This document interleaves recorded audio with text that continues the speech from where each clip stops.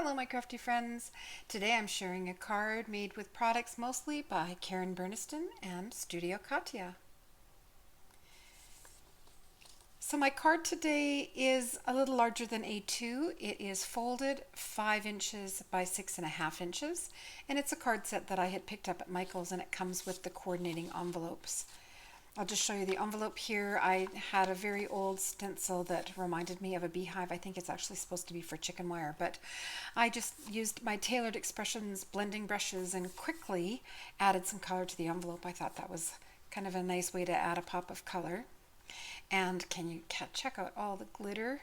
This is a very old pattern paper from my stash, and it is embedded with glitter. And I'm trying to use it up. I'm very close. There is a couple of blue, this is tone on tone, but mostly blue pattern paper, and then one really bright pink and yellow one, and then the rest is just scraps. So I love using up my pattern paper. I'm going to show you the front, or the inside rather. So it uses Karen Berniston's new Pop and Swap. How cool is that? So whatever you have on the top disappears, and the item on the bottom appears as the card opens. Which is why I added a window to the card so you can actually see that bee, and then you open it up and you don't see the bee. Instead you see the honeycomb. Oh, there's my Sheltie with the heart. So the bees are Studio Katia's honeybees. Oh, they've been out of stock for a very long time, and I just kept stalking the website and actually put on email notifications. So as soon as they came back in stock, I ordered them. And they also have coordinating dies available for purchase. So that's the cute bee. This is one of the Tailored Expressions simple strips dies. I actually just have a whole bunch cut and sitting beside my stamping table, so when I have rather a narrow sentiment that I can stamp on top of one of them, I can pull them out and use them. I used both fitted hexagons and stitched hexagons from Elizabeth Craft Designs. And this heart, I like the size and the shape of it. It comes with Karen Berniston's new Biddy Ball pop-up.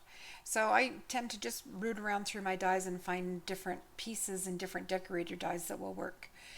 The window has acetate on it, which is no surprise. I love using acetate on my cards. More sparkle and shine from the pattern paper. This is also by Studio Katia. It is the honeycomb shaker die, and I actually cut it out of the blue, added the blue layer back on, and then there just wasn't enough contrast for me, so I die cut it again from white cardstock and glued the white one on top. Oh my goodness, I love those bees. Are they not cute? So they were stamped with a black Copic friendly ink and colored with Copics, and the wings got a little hint of Wink of Stella, and their eyes I used a black glaze pen by Sakura.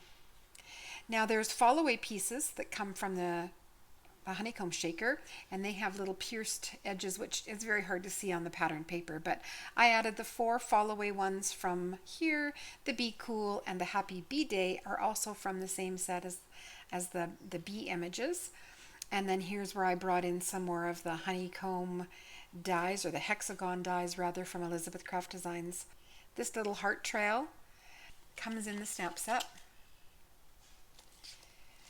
And after I added it, I didn't like how when you opened the card up, it just ended. It kind of stopped. So I did add a second one and tucked it just under the mechanism arm. So you have to be careful when you're doing pop-ups that you don't create any catch points.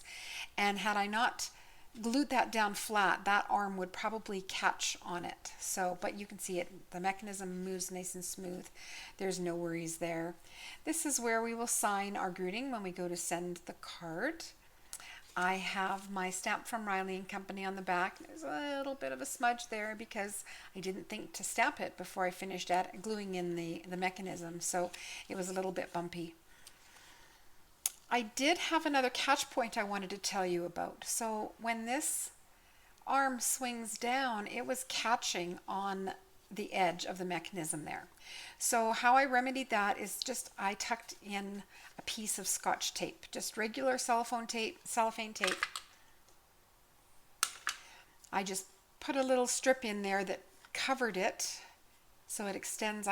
You're not going to be able to see it in the video, I'm sure, but it starts about here and then is the width of the tape, and that stopped that catch point. And the mechanism, I love how smoothly it works. So it's a really fun, generic pop-up die set that you can animate all kinds of things. In fact, I've got another couple of cards that I'll be sharing this month using the new Pop and Swap die set by Karen Burniston. If you enjoyed my video today, give me a thumbs up and subscribe to see more of my interactive cards. And that is it for me today.